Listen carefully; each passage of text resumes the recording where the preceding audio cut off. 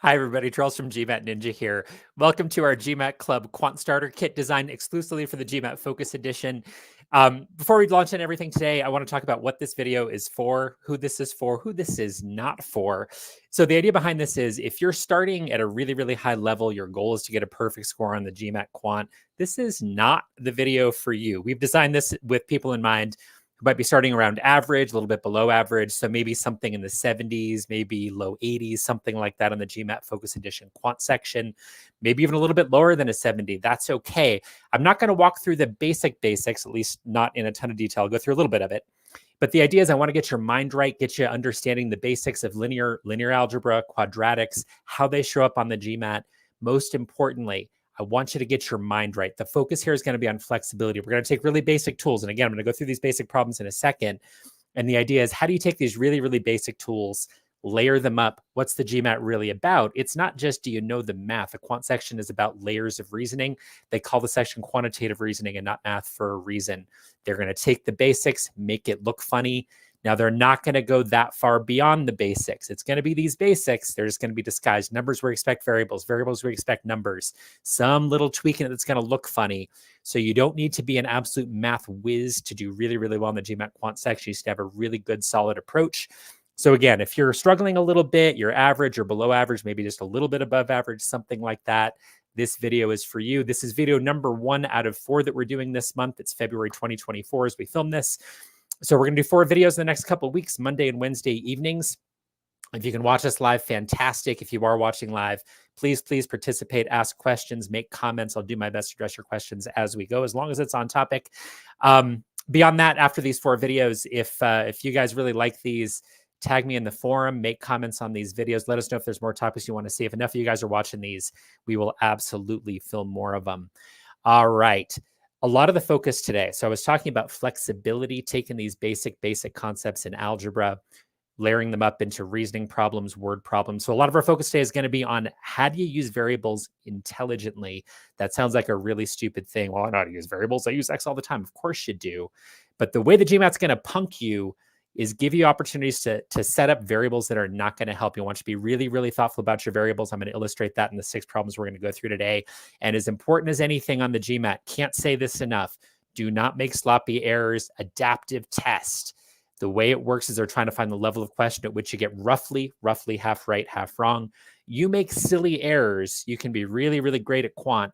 You make silly errors, the test is going to think, this person doesn't know what they're doing, get you into trouble. So I want you to execute really, really cleanly. Always read your questions twice. Always check your work as you go. We're going to model that as we go through and try to make sure that you're bulletproof on the stuff that you can handle. Miss all the hard questions you want. We want to make sure you are absolutely bulletproof on the easy ones. Again, sounds silly. Can't emphasize it enough. One of the most important things here. All right. One other point of order here a little bit. We are going to do some data sufficiency today. Now, if you're not familiar with the GMAT Focus Edition yet, the way it works, quant section, exclusively problem solving. Data sufficiency used to be on the quant section on the old GMAT. New GMAT, it is on the data insights section, but there's plenty of quant-based stuff on data insights. Not all of it is, but we're going to do a little bit of data sufficiency just because it kind of makes sense to say, hey, if we're going to cover these basic algebra topics, you're going to see them on data sufficiency. You're going to see them on problem solving. We'll do a little bit of both today. If you want to practice some of this, GMAT Club tests are all set up for the GMAT Focus. Feel free to subscribe to those. If you need a little bit extra reps on the GMAT Focus, want to get a feel for the format. As always, you enjoy these videos, please like, please subscribe, please leave us comments. You want more of these, more topics, let us know. We're going to do 4 in this series. All right. So I'm going to run you through 6 questions, 2 data sufficiency in the beginning, basic linear algebra. Then we're going to do 2 questions that are about quadratics. And then I'm going to end up with 2 that are pretty tough word problems, nice long problems, get a nice full paragraph. Going to be all about being really smart about setting up your variables, not getting intimidated. Again, if you're that person who's like, yeah, I'm already at the 90th percentile, and hey, Ninja, help me get to the 100th percentile, in that voice, because that's how people talk. This is not the video for you. Again, trying to take you from struggling a little bit to really bulletproof on the easy stuff with a good head on you about being flexible. Okay. Bear with me here.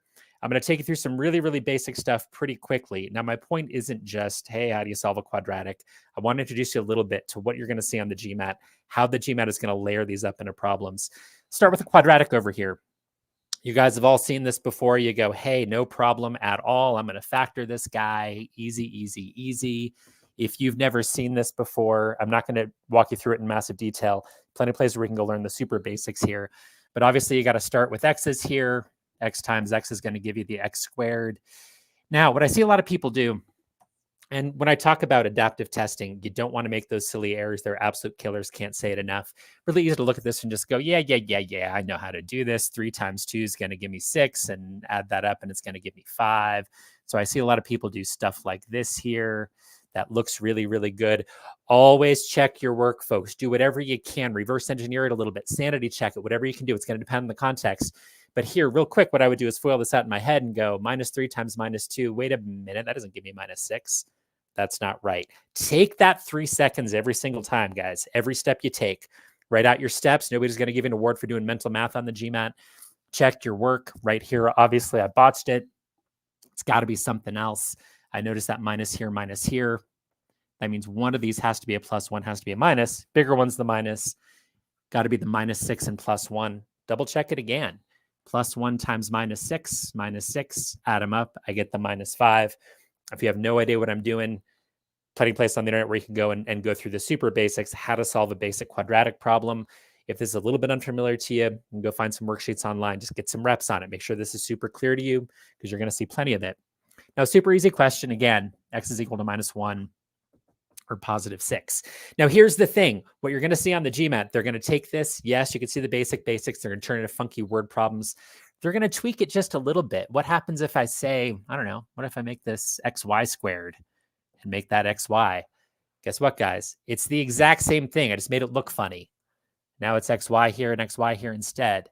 No big deal. What if I put a third term in there? Let me get rid of these y's. I could do that. I could make this x to the third instead. Make that an x squared, put an x here. Sounds terrible. But hey, I just factor out that x. And I'm right back to what I had before. What's my point here? 2 things. Again, watch your back. The easier something is, I want the little voice in your head going, I'm going to double check that. I'm going to double check that. Sanity check it. Make sure I don't make a goofy error that's going to ruin my day.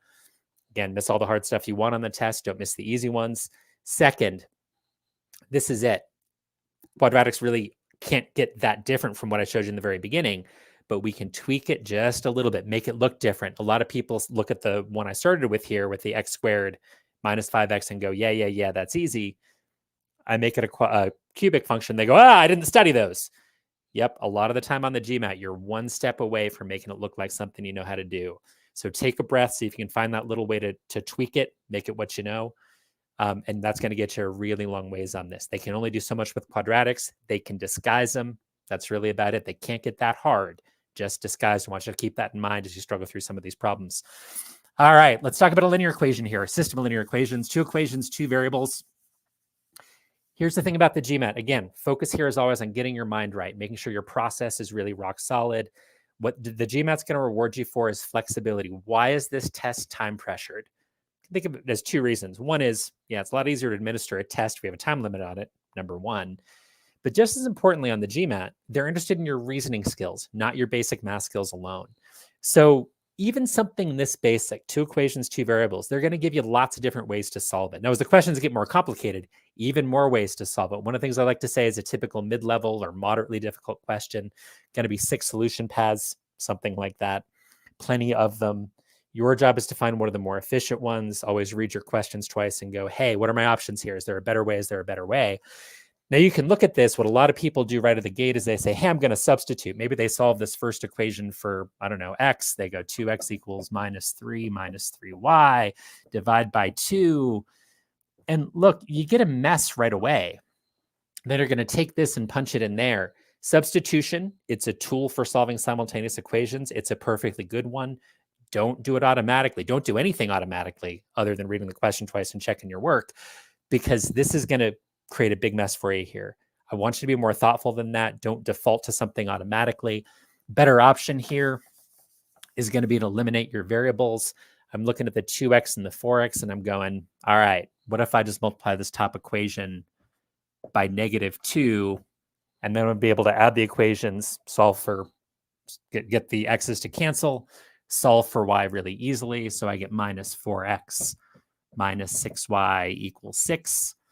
Now I've got something nice and pretty. I can add these up. Minus 11y equals minus 11. Y equals 1. Punch that back in for x. My point, even something really simple, 3, 4, 5 different ways to do it. I could walk you through 4 different ways on this question alone. Look for different ways to do it. Try to think a step or two down the road and go, what's going to be the easiest way to handle this?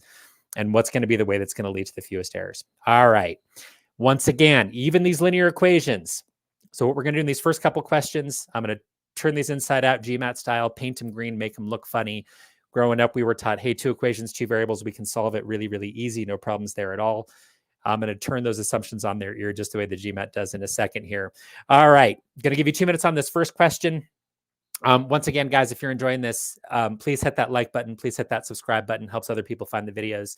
And please, please leave us comments. Let us know what else you want to see in the remainder of the series. All right. Give you a couple minutes on this first one. Enjoy.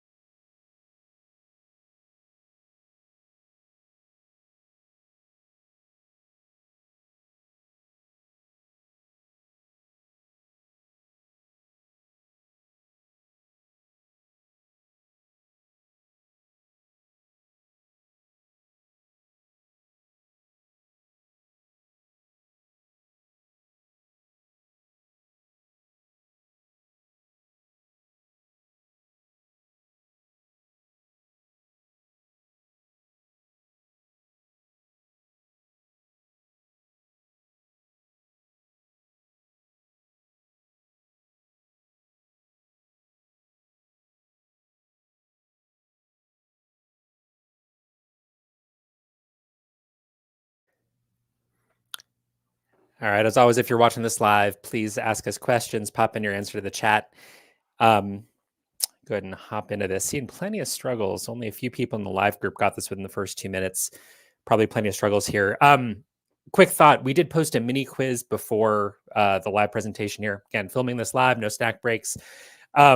So if I make mistakes, you get to watch it live. It's going to be on the internet forever. It'll be great. So anybody that did that mini quiz, you guys actually did really, really well on it. So I'm riffing off of some of those questions. Some of these will be familiar to you. A lot of them will not. So this one, I think we had a version of it in the mini quiz. One of my very, very favorites. Now, here's the thing with this. Data sufficiency. The instinct here is people say, all right, I'm going to look at this and go, I got 1 equation, 2 variables there. That can't be sufficient. 1 equation, 2 variables there, not sufficient. 2 equations, 2 variables. What they taught me growing up is 2 equations, 2 variables. That's always solvable, and your answer must be C. Really watch out on the GMAT for that way of thinking. When something like that, where you kind of go, hey, there's a rule, and it's really, really quick and really, really easy, you might have the right answer. You might not. I want you to watch your back. I want you to be really, really careful. Again, careless errors are absolute killers, especially GMAT focus. Short quant section, you only get 21 questions. You make silly mistakes on them, you get yourself into trouble. So I want you to be much, much more cautious than that. And again, the GMAT's a reasoning test. It's not a math test. They're going to take those very, very basic ideas, sometimes turn on its head, make you really think a little bit. All right, let's hop into this. By the way, if you have not seen a lot of data sufficiency before, I'm not going to spend a lot of time on the format here. If you are interested in learning more about data sufficiency, how to approach it really systematically, we do have a full video in our Data Insight series we did live a few months back. There's a video on data sufficiency there on the GMAT Club YouTube channel. Similar one over on the GMAT Ninja channel. Plenty of places where you can get exposure to how do you do data sufficiency nice and systematically. I'll model it here. Not going to talk about it a ton. I'll assume you've seen this before. Okay, what's the value of x? That's it. That's all I need to know. Super simple. Not a lot I can do with the question. All right, one equation, two variables. The instinct is to say not sufficient. Again, watch your back. I'm just going to make sure. I can expand this stuff out. Easy enough. 3x minus 3y equals negative 3x. Oops. Is that right? Minus 3x. Yeah, that's right. Minus 3y. I can add 3y to both sides. Those go away. I can add the 3x on both sides. So I get 6x equals 0. X is equal to 0. That is a value. So this is sufficient. I like to use this little thing. If I know that this is sufficient, I know it has to be either A or D, and I can cross out B, C, E. If you don't like that very much, you can just write sufficient here. That's fine too. Wash your brains. Reread the question. What's the value of X? Come to statement 2. Not a whole lot I can do here. I don't mind subtracting or dividing out that 2 just to make it a little bit easier to look at. That's fine. Harmless, takes me no time at all. Obviously, I can't solve this. I got the y there. There's no way for me to get rid of that y. This is not sufficient. And I know it can't be D, so my answer is A. All right, moral of the story here is be nice and systematic. GMAT loves to play with your assumptions. 2 equations, 2 variables can always solve it. 1 equation, 2 variables. 1 equation, 2 variables. They told me as a kid you can never solve that. Guess what? We just did. Welcome to the GMAT. All right. Let's go ahead and hit the next question. Give you a couple of minutes on this one. One more, data sufficiency. GMAT Focus loves word problems. It's one thing that's a big difference from the old GMAT to the new. Word problems seem to be represented a little bit more heavily because of things they've removed. So still just linear equations, just made them look funny. Good luck to you.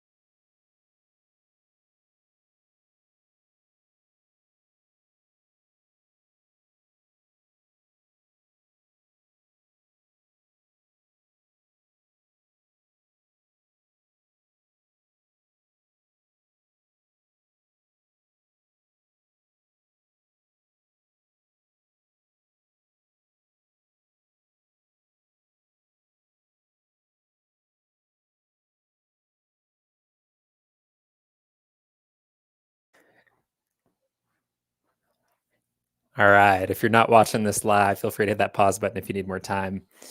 For everybody else, here we go. Again, apologies for my handwriting. Again, doing all these videos live, doing my best to get the question up on the board so we can work with it. Apologize if it's not too pretty.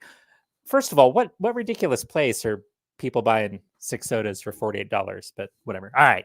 We got 3 people very conveniently with names beginning with A, B, and C. I don't really care what their names are. They bought sodas from the same vendor. A bought 1 small one, 3 mediums, 2 larges for $48. How much will 1 medium soda cost? All right. One of the really important things to do with data sufficiency, always work with the question as much as you can. If there's a way to translate the question into something that's equivalent, use that information that's in the question. It's going to pay off hugely. Again, if you want more practice on that, check out our video on data sufficiency in the Data Insights playlist. All right, so we got an equation there right out of the gate. So we could say that 1 small, 3 medium, 2 large is equal to $48. A couple thoughts here. So S plus 3M plus 2L equals 48. All right, guys, I'm making fun of my handwriting, but I want you to be thoughtful about your own as well. I've kind of already made a mess of this because my L, if I'm using a lowercase L, it looks like a 1. It looks like I'm saying 21 there. I've already led myself astray. I'm in trouble. My S's look like 5s. That may or may not be the case for you. This is bad. Bad choice of variables. So one of the things I said in the introduction, be thoughtful about your variables. Huge, huge theme on the GMAT as you get going into some harder word questions, rate questions, for example, ratios, percent sometimes, even overlapping sets. If you're not being really thoughtful about your variables, those questions will really bite you in the butt. Same on these algebra word questions. Even something this simple, not a whole lot going on in this question, doesn't have a ton of layers to it.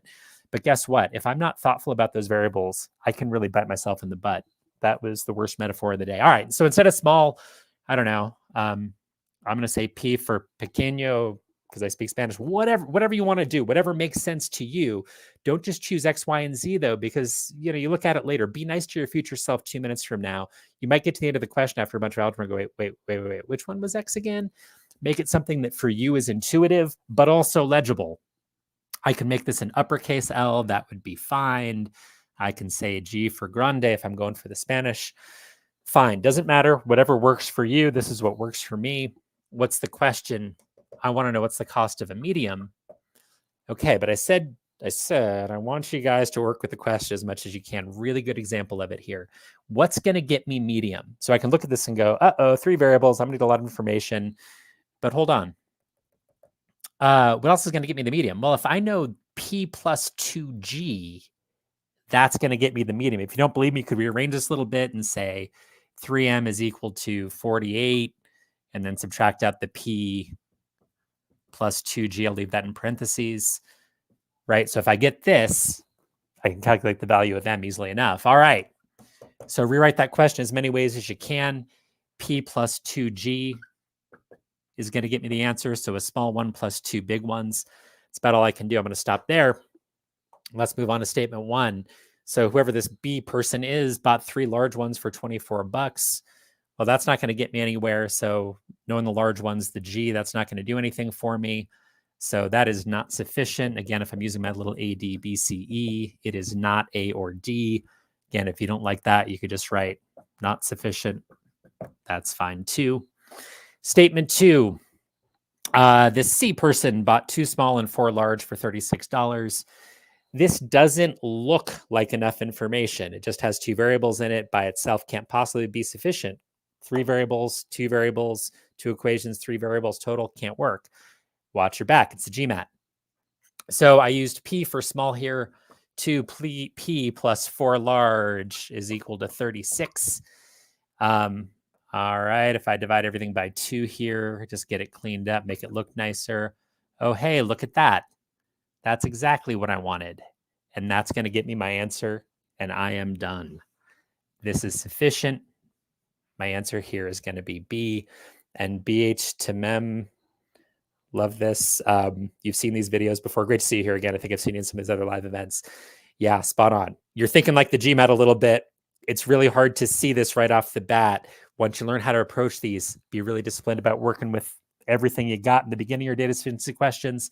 Be really disciplined about setting everything up as intuitively as you can. These things tend to clean up, but you've got the right idea there where you're like, the the GMAT's going to get me, something's funny.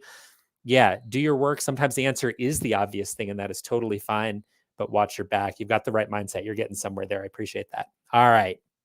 Those are our 2 data sufficiency questions for today. All the rest are going to be problem solving. 4 more to go. Now we're going to jump into quadratics. Good, and take a couple minutes on this one.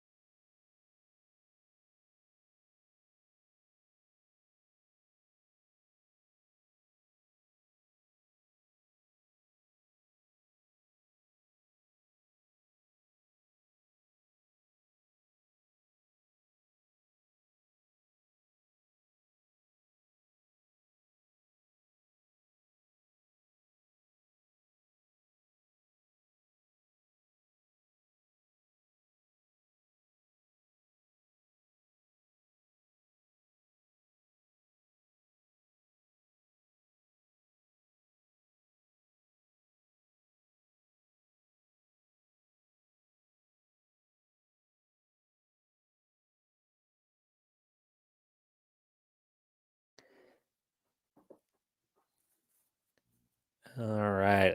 Live group, you're awfully quiet. I've got about 8 people out of many dozens watching live. Please let us know what you're thinking. Really helps make the content a little bit better. Sam, thank you so much for the kind words. Really appreciate that. All right. One of the things I said at the beginning, basic quadratics, gave you a nice simple one, x squared minus 5x minus 6 equals 0. You've seen that a million times probably in your life growing up. Even if you don't feel great about algebra, that's the kind of thing that sticks with you. You probably did dozens and dozens of them. Even if you're from a place like the United States, where we don't tend to do a lot of reps of our math, something that's familiar. And I said, yeah, they can't really change it that much. They can make it look different. This is the same thing pretty much. I just made it look different. That's it. Welcome to the GMAT. Okay. The really big principle here, kind of I don't like using the word trap. I don't want you to get so paranoid you're watching for traps or tricks or anything like that. Just do the math. Kind of the way most people make a mistake here is they automatically divide out the x. Now, the problem with that is you can never divide by 0, right? So that's just something you can't do. Hey, I'm going to take a pie. I'm going to divide it into 0 pieces. What does that even mean? Dividing by 0 is just not something you can do. You get an imaginary number. No imaginary numbers on the GMAT. Do not divide by 0. Now, we don't know whether x is 0 here. So we can't just divide by that x. That's one way to think about it. It's dangerous to divide by a variable because it could be 0. The other thought here is that the GMAT absolutely loves factoring. So that first problem, quadratic, you factor it, right? You do tons and tons of factoring on the GMAT, exponent problems, tons of factoring, word problems often lead you down roads of factoring. You even see things like ratio questions or rate questions, lots of factoring. Why do they love it? I don't know, but they do. All right, so instead of dividing by the x, what else can I do? Well, I can take that equation, I can move this over to the other side. So I can subtract minus 16, I can subtract 16x from both sides.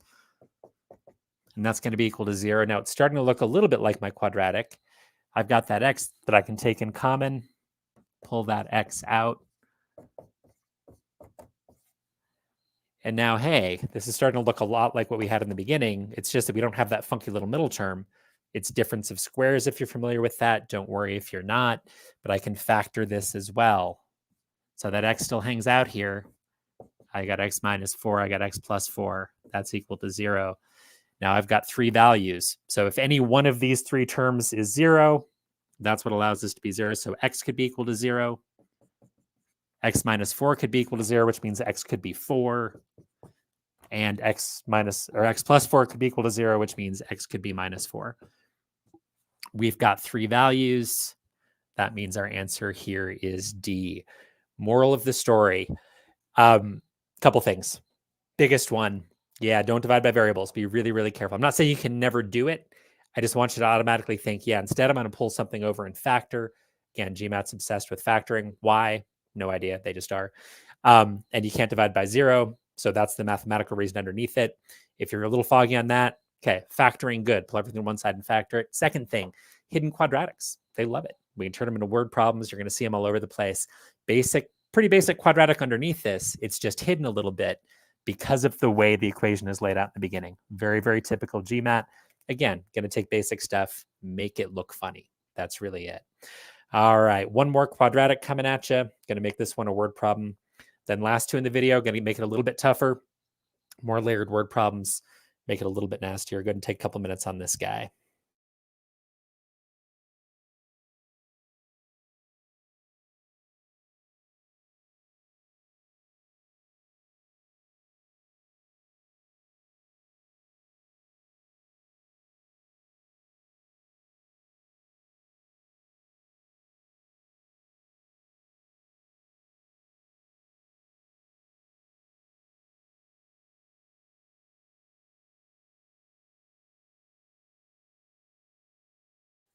And with apologies to anybody not watching live, everybody watching live, as soon as you get an answer, please let me know. If you're struggling, you're totally lost here, please let us know that as well. Helps make the content better.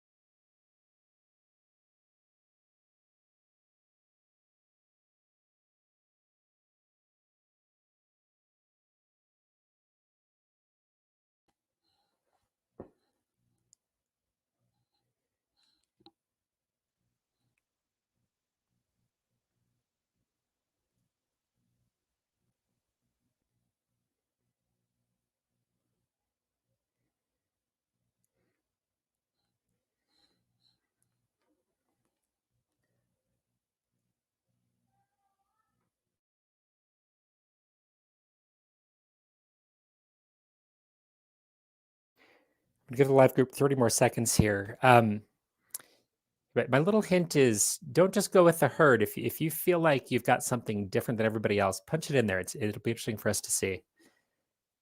Give you just a little bit more.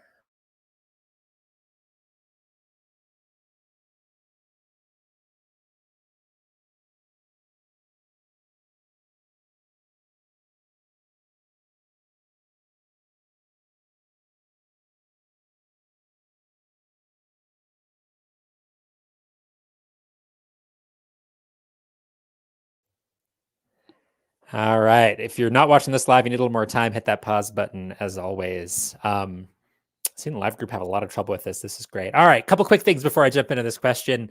As always, if you're enjoying this, hit that like button, hit the subscribe button. For those of you watching live, today's very much an experiment for us. First time I'm not sure we've ever done anything on the GMAT Club channel of the 1,800 or so videos here. I don't know that we've ever done a live event in the evenings US time. Usually we do them in the mornings when we get a lot of viewership in Asia. Right now it is prime time here in the US, 5, 6, 7, 8 o'clock, depending on what time zone you're in. So if you're enjoying this, please tell a friend, especially somebody that might actually be awake at this time of day. I know in a lot of parts of the world, people are going to be passed out. So please tell a friend. One more thought. If you are pretty new to this quant content and you're going, oh, wow, this is kind of tough for me. This particular question I think was tougher than I expected. Seen a lot of trouble in the live group, which is fantastic. Means I hit a nerve and it's not as bad as it looks. We'll get into that in a second. GMAT Club tests. There's 20 up to 28 quant tests for the GMAT Focus in there now. Some of those questions do get really, really tough, but it's going to give you some good reps. If you're unfamiliar with the formats, can be really, really good for you. Plenty of verbal and data insights as well. So if you need a little bit of practice, hit those GMAT Club tests. Okay, let's jump into this guy. And thank you so much for everybody participating. Super helpful to see you guys and see what you're struggling with. It's wonderful. All right. One of the things that in that introduction, I said, establishing variables, setting them up, making them intuitive, making them thoughtful. I don't like defaulting to X and Y. I'm not saying I would never use X and Y, but don't operate in absolutes like that. Just anything I can do to make it intuitive for myself. You could look at this and go, hey, product two negative numbers is 240. Could go XY equals 240. And I can translate this next sentence. I'm going to maybe translate it badly. We'll get to that in a second. Lesser of the two numbers is 4 more than twice the greater. Okay, well, X is equal to 4 plus 2Y. Okay, maybe fine. I'm sure a lot of you did this, and thank you so much, Sam. Really appreciate that. Thank you so much for the positivity, you guys. And I've got somebody else here, 6 a.m. in India. Thank you so much for being awake with us. It's fantastic. It's really fun. All right. So you can look at this and go, okay, great. And I'm sure plenty of you picked X and Y here. Now, the issue is you're trying to get the greater number, not the lesser number. That's what the question's asking you for. Why not just make it intuitive and pick variables that are going to tell you that you've got lesser and greater? It's two different numbers. Is that a big deal? No. Can you get it right doing it this way? Absolutely. X and Y aren't going to kill you. I just want the habit to be intuitive variables. Be nice to your future self 2 minutes from now, because then you can look at that variable and go, oh, if I solve for G, I've got the greater number. I don't have to think about it anymore. If I solved for X or I solved for Y, now I got to think about it and go, wait, what was that again? And they're negative numbers, and you can get yourself flipped around. Like what's greater? I think most people were picking, actually, I don't think that was the issue. I think I saw some people picking the smaller of the two numbers. They had the right numbers, had other people just doing the math wrong, I think. We'll get to that in a second. All right, let's translate this. So instead of X and Y, like I said, I'm going L times G, lesser times greater equals 240. Fine. Noted that these are negative. Again, that's why we always read twice. Really small thing, and people go, I don't have time to do that. Yeah, you do. It doesn't take that long. Just make note of those little modifiers. X is negative, X is not negative, whatever. It can only help you. Again, you blow past that stuff. That's where the GMAT knocks your head off. Obviously, our answer choices are negative here. So it's not really going to make a huge difference. But those little things, those little details, you read carefully on the GMAT, you're going to punch way above your weight. You can be pretty mediocre at math. Got to be pretty good. But you don't have to be fantastic to do really, really well. You execute well, great things are going to happen, I promise. All right. Lesser of the two numbers, 4 more than twice the greater. So L, lesser number, 4 more than twice the greater. Turn that into a G. I always double check this sort of thing. When you get that like 2 more than, 4 less than, it's really easy to get that 4 in the wrong place. Just double check. Does this make sense? Lesser is going to be 4 more than twice the greater. Wait a minute. you might think that doesn't feel right. Smaller number, we're going to add 4 to, we're going to double the bigger number and add 4 to it. How do we get a smaller number when we're adding to it? We're multiplying times it and adding to it. So you might look at that and go, your little sanity check there might go, whoa, wait, that doesn't feel right. They're negative. You double a negative number, you get a more negative number. The number is shrinking when you double it. Add 4 to that number that we've made really small. Sure, could be the smaller number there. Makes total sense. All right. From here, plug and chug, not too bad. I'm just going to substitute in 4 plus 2g. I'm going to punch that in for the L. I'm actually going to flip it around and make it 2g plus 4 because I'm used to seeing the variable first. Equals 240. All right, multiply this out. 2g squared plus 4g. I'm going to make this look like a quadratic. I'm going to get a 0 on the other side. So I'm going to subtract the 240 from both sides. Minus 240 equals 0. Now you might look at this and go, oh crap, we didn't go through the ones where there's a coefficient here, but notice that I can just subtract out 2.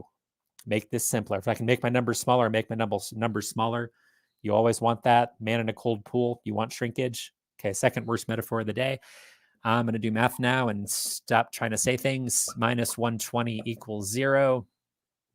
This might look intimidating too, but when you think about what you're really doing when you solve a quadratic, I just want 2 numbers. The product is 120. And the sum is going to be, or is going to be 2, right? So minus 120, sum's going to be 2. So numbers that are 2 apart in absolute value, and the product is going to be 120. That doesn't sound too bad. So what do I get there? I'm going to get 12 and 10, right? Pretty straightforward. Now I just got to think about which one's going to be which. I need the bigger one to be positive, g plus 12 times g minus 10. Equals 0. Let me double check that. Always double check your quadratics. Really simple thing. Takes you 6 seconds. Spend the 6 seconds. Really easy to get the negative switched around. 12, positive 12 minus 10. I get the minus 120 there. I get a positive number there. Good. I got it. Okay, so g is equal to negative 12 or positive 10. My greater number. This is where my choice of variable helps me a ton here, you guys. Greater number, minus 12 or positive 10. Guess what? It's not positive 10. How do I know that? It's negative. Irrelevant. My greater number is minus 12. I'm done. No more work to be done. That's it. Now, first wave of folks in the live group. And again, a huge appreciation for you guys. Thanks for going on a limb. It can feel a little vulnerable punching in like, hey, I've got an answer here. You feel silly. Please don't feel silly. Helps us a lot. Really appreciate it. A lot of people picked E. A couple ways you could get that. One is you get these numbers kind of flipped around. You get the negative in the wrong spot. That's one way. Other ways you look at that 10 and just go, 10. Nope. That's going to get you a positive 10. Not a valid answer. Answer here is minus 12. And again, other ways to do this problem. You could actually back solve this. You could do that. You could use the answer choices. That's totally fine. Reason I did it algebraically here, 2 reasons really. One is the algebra is not so bad actually in the end. Second reason is, hey, it's a video about algebra. Want to highlight the algebra. You're going to see tons of it. Data insights as well. Again, about lots of opportunities to use algebra. Again, basic quadratic, disguised, a little bit of funk to it. Read twice, check your work. You're going to be okay in the end. Just keep your head on and make sure that you don't fall for little things like that. Because again, the GMAT's not out to get you. They're out to test your quantitative reasoning skills. They're doing their best to be super fair, give you a nice fair shake. But this is what happens if you don't have your head on, if you're not thinking clearly about, hey, it can't be negative, or it has to be negative, can't be positive. That's a sort of mistake that can cost you a ton. Getting a really good question here. And I appreciate this kind of thing. Because especially a lot of folks here are going to be new to the GMAT or fairly new to quant, at least. These legit questions from the GMAT. To be fair, my team at GMAT Ninja and I, we wrote all these questions, but they are based pretty strictly on stuff that we've seen over and over and over again on the test. So this exact question, yep, I wrote that. But there are tons of questions you can point to and say very, very, very similar, same principles, very similar math underneath it, nearly identical language in some cases. So I want to give you guys a good workout with questions you can't just go Googling or questions you haven't seen before if you've already studied. So these are all original in our quant videos, but yeah, very, very similar to stuff you're going to see. And as you go through the official guides, you'll see some echoes. You'll recognize stuff like this and go, hey, wait a minute, that Ninja guy did something like this. So thank you so much for that question, SS. And again, thank you everybody in the live audience. And I love this sort of thing. Tanushri, and I apologize for any mispronunciations. Thank you so much for this. I can guarantee you're not the only one making that mistake. So thank you for going on the limb and telling us what's going wrong for you, because looking at people's errors, you are certainly not the only one. All right. Live group, thank you so much for the participation. Helps us make this better, because I'm sure a lot of people who are not watching this live are making the same mistakes. Let's do one more of these. These are going to get a little tougher, I think. Maybe not. Maybe you'll find this one easier, but at least a longer question. Good luck to you.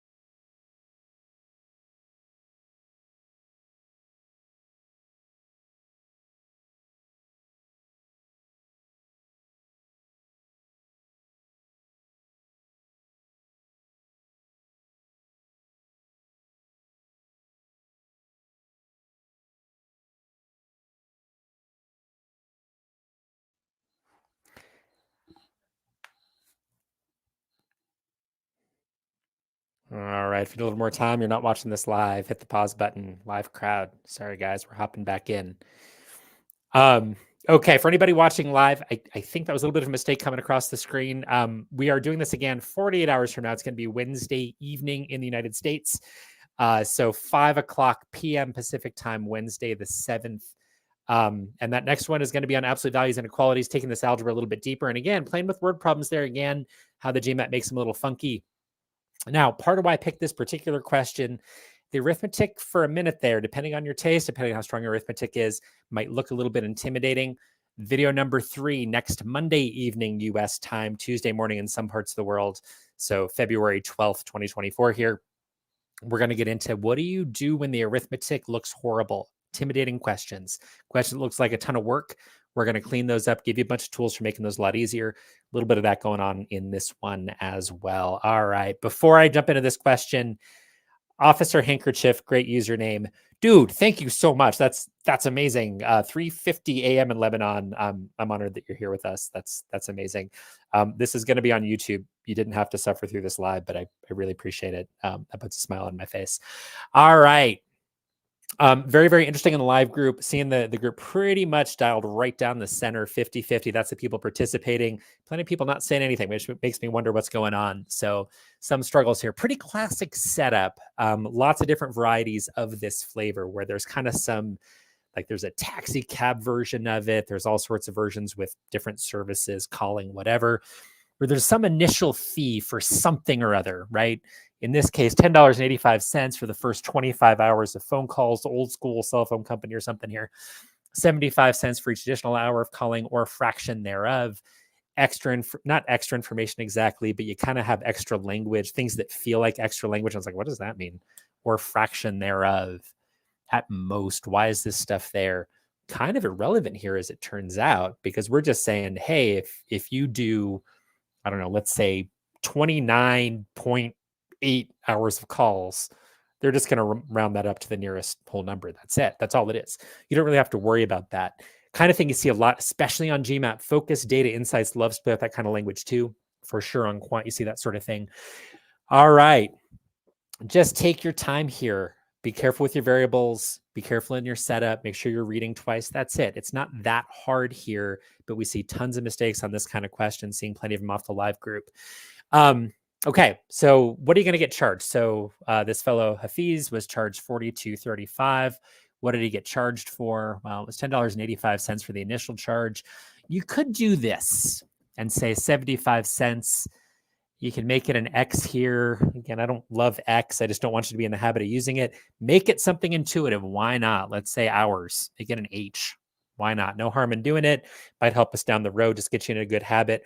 Rate questions in particular, rate work questions down the road, thoughtful variables, intuitive variables. It's going to help you a ton, I promise. And that's going to be $42.35. Here's the problem. And I know some of you guys set it up this way with a single variable here. What does that mean?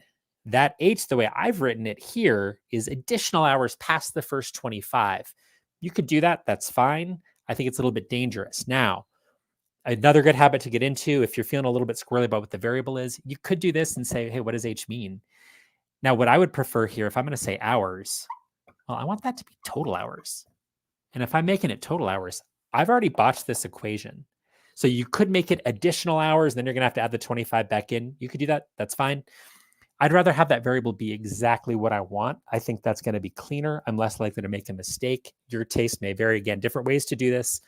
It's fine if you want to make that the additional hours. What I think is going to be cleaner, less likely that I make the careless error here. I'm going to make this H minus 25.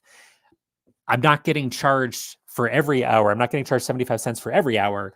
I'm getting charged for the hours past that first 25. So if it's 100 hours, I'm getting charged 75 cents for each of the final 75 hours. So this is going to be a little bit more pure for me. This is going to keep it cleaner. Less likely I make a careless mistake. H is total hours. I solve for H. That's my answer. I'm done. Now, a little bit of a leap of faith for those of you new to the GMAT. Things clean up. Things clean up. A lot of this arithmetic that might look funky to you, depending on your taste. A lot of you looking at this and go, nah, it's easy. Fantastic. Good for you. That's awesome. Love it. If you haven't done a ton of arithmetic, you're rusty, not used to doing it by hand. In real life, you get Excel, you get calculators, we have tools, we have computers. You're not used to doing it. You might get a little intimidated here. It's going to clean up. That's the way the GMAT works. There's either a way around it by estimating, or it's going to clean up for you. I promise, as long as you're enterprising about how you do it. 1085, going to just subtract that out here. It's actually not that bad. I'm going to lop off the 10. I get 32. 85, subtract it out from the 35. That's going to give me 3150 total. I can double check that if you need to write it all out. Not that big of a deal. You could do all this. That's fine in the interest of time and the fact that it's not that sexy to watch me do a bunch of subtraction. 3150 here. So I get my 75 cents times my H minus 25. Now you might be saying, oh crap. Well, again, you have options. That's what the GMAT's all about. Getting great at the GMAT. Not so much about going and studying hard math. It's about being really, really flexible, really thoughtful. Again, avoiding those careless errors. Being flexible when you can. I could distribute that 0.75 as a decimal, I'm going to get a big fat mess. 25 times 0.75. I don't want to do that. That doesn't look like fun to me. So what can I do? And by the way, I also don't know that I want the coefficient all of a sudden on the h. What can I do instead? Well, I could divide out by 0.75. Well, I don't like dividing decimals. And again, we're going to talk about that more in video 3 in the starter kit series. I don't like dividing decimals personally. If you do, knock yourself out.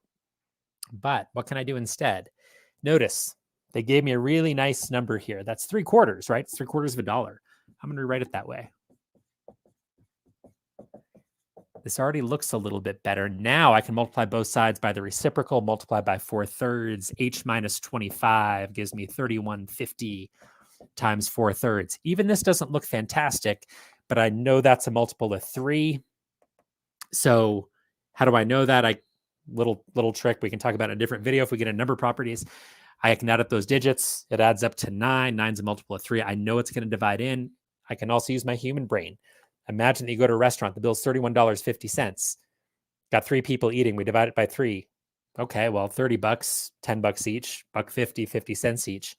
Not that hard. In real life, I'll bet I could take any of you out to a restaurant, and I eat a lot. You don't want to go to a restaurant with me. And we can take 3150, divide it by 3, and say, hey, we're going to split the bill 3 ways. You guys wouldn't flinch in real life. Sometimes you get intimidated here. Turn your human brain on and go, wait a minute. That's a number I see in real life. No big deal. So 3150 divided by 3, I get 1050 times 4. That gives me 42. And that's my h minus 25. I just have to add that 25 back in. 42 plus 25, I get h equals 67. My answer is D. The most common mistake I saw here, people pick an A out of the live group. Yeah, probably because you set up that h there. That was your extra hours. Beyond that initial 25, you had to add the 25 back in. I'd rather make the variable be my final answer. It's going to make it a little bit cleaner. All right, last one. I think again, sometimes you guys surprise me. I think this next one's tougher to set up. The one thing I'll say before we jump into this is that just be really thoughtful. If it helps you to kind of say, I'm going to start kind of writing out ideas, writing out variables, using words, whatever it takes to get you to see the logic behind it. I promise it's a whole mess of an equation or a whole mess of a problem. Big fat paragraph. It's one variable in the end, and it's not as bad as it looks. All right. And once again, if you're enjoying this, please like and subscribe. Live crowd, love to hear what you got to say here. And again, toughest one in the video, you're going for something, let's say 80, low 80s on the GMAT. I don't necessarily expect you to get this. I think you can get a really good score and struggle here. All right, I'll shut my trap now.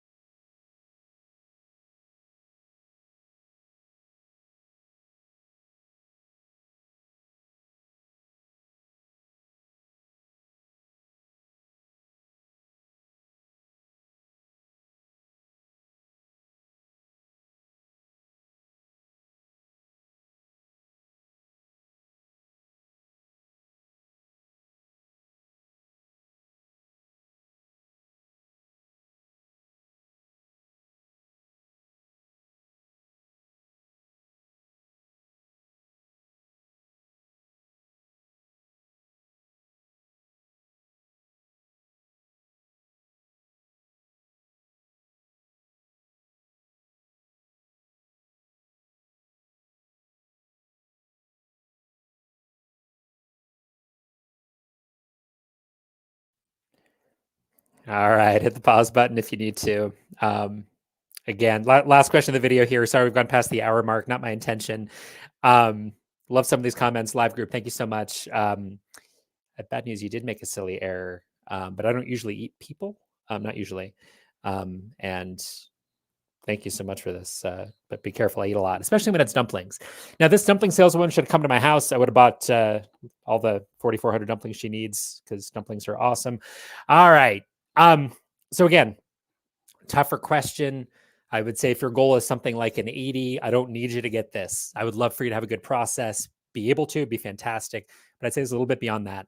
Again, not the hardest thing you're ever going to see, but we're starting to push the limit of a basic word problem. Only one variable here, and I think it's pretty darn tough for most people. All right. So to meet the quota, this salesperson planned to make sales at 800 per week, but only sold 650 per week for the first period. 4 weeks left, got to sell 4,400. So how many weeks total are there to meet that quota? All right. Now, I think the thing I want you guys to start doing on these kinds of questions, so start playing with a little bit, see if you can make some sense of it. Maybe I'll pick a variable and say, well, W is the total number of weeks. Okay, well, pretty obvious here. But again, nice little thing. Doesn't take me any time to write this down. I like my variables looking me in the eye, reminding me of what they were, kind of like on that last question. H, total hours for me. Not H is the extra hours past the 25. If you want to do it as the extra hours past 25, that would have been fine. But write it down so you remember and you don't make that silly error at the end. Okay, fine. Well, we got the total quota because she planned to make sales of 800 per week to meet the quota. So the total quota was 800 times W. Okay, well, that's something. I've got a little expression there for the total number of dumplings she needed to sell. But she sold 650 per week. So it was the actual sold here, actual sold so far. Well, look, that's the total number of weeks minus 4, right? So in those first W minus 4 weeks, she sold 650 per week. So the actual sold so far is 650 times W minus 4 total weeks, except for those last 4 weeks gives you that W minus 4. Hey, we're actually really, really close now because we know that 4,400 dumplings remain. All right. Well, great. Here we go. This right here, it's all I need. That's the rest of the equation pretty much. So total quota 800 W. Total quota is also the amount she sold so far, 650 times the W minus 4, plus that 4,400. This is it. We got our equation here. So there's your quota, 800 times the number of weeks. This is how much she's sold so far. Here's how much she needs to sell. And we're in business once again, arguably. Again, it depends on your taste. Some of you guys are going to be, that math looks easy. The arithmetic looks easy. Great. Others are going to be like, yo, these numbers are getting kind of big. Don't worry. Generally speaking, on the GMAT, there's going to be a way out of the nasty arithmetic. Again, video we're going to do next Monday night US time. Going to be talking about arithmetic, how it's going to clean up for you. And if you go too fast, it's going to bite you in the butt. And I'm getting some comments to that effect with the live group that you went a little too fast on it. All right. Here, I think I'm going to go ahead and expand this part out first. I get 650W, 4 times 650. Well, 2 times 650 is 1,300 times another 2 gives me 2,600 plus 4,400, 800W over here. I'm going to subtract this from both sides. That's 650W. I get 150W equals 1,800. And this is probably the messiest part here where I divide out that 150. And even that's not so bad. Divided by 150. Lots of ways to skin this cat.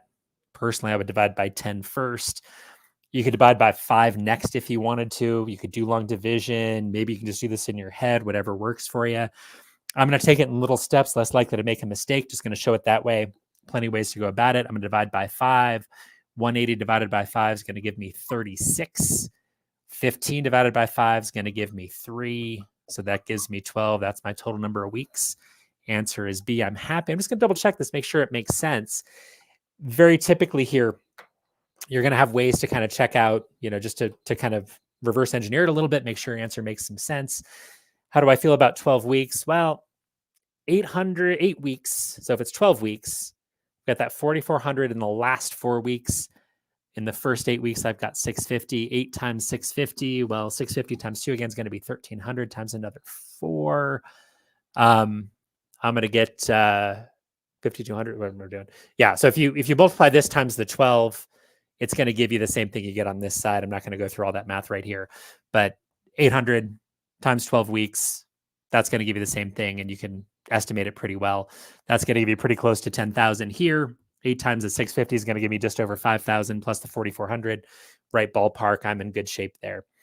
So again, don't worry about that too much. If I whip through that last bit of math too fast, I'm trying to keep this video under an hour. I've already failed. It's an hour and 8 minutes. All right. Thank you so much, everybody, in the live group. I love this. Bob Bobber, great to see you again. I've seen you in plenty of these live events. Yeah, don't speed up your calculations. Thing I'm going to leave you with today, besides, once again, hit that like button, hit that subscribe button. Come see us Wednesday night US time. Might be Thursday morning in your part of the world. Same time. We're going to do it at 5 p.m. Pacific. Inequalities, absolute values, other fun stuff, word problems. Monday, Wednesday next week, hard arithmetic, ratios, percents. I'm going to get Bob back on the screen here real quick. Yeah, don't speed up your calculations. Be careful, guys. That's what kills you. I'd rather have you take an extra 20 seconds, 30 seconds. See if you can find an easier way. Super, super, super important. Look for the easier way. Don't speed it up. Take your time if you need to. The careless errors are going to kill you on an adaptive test like the GMAT a lot more than taking the extra 20 seconds or 30 seconds. Or if you're totally overmatched, walking away from the question. Again, we're going to be talking about that more throughout the starter kit series. All right. And I'm going to wrap it up there. Thank you so much, everybody, for watching. And we will see you for the rest of the series. And again, if you liked this format, let us know in the comments. Tag me on the GMAT Club forums. Let me know what you'd like to see in the rest of these videos. Again, doing 4 of them this month. If you guys like them, we'll keep going until we've done starter level stuff on all of the GMAT quant content. All right, guys. Thank you so much for watching and have fun studying.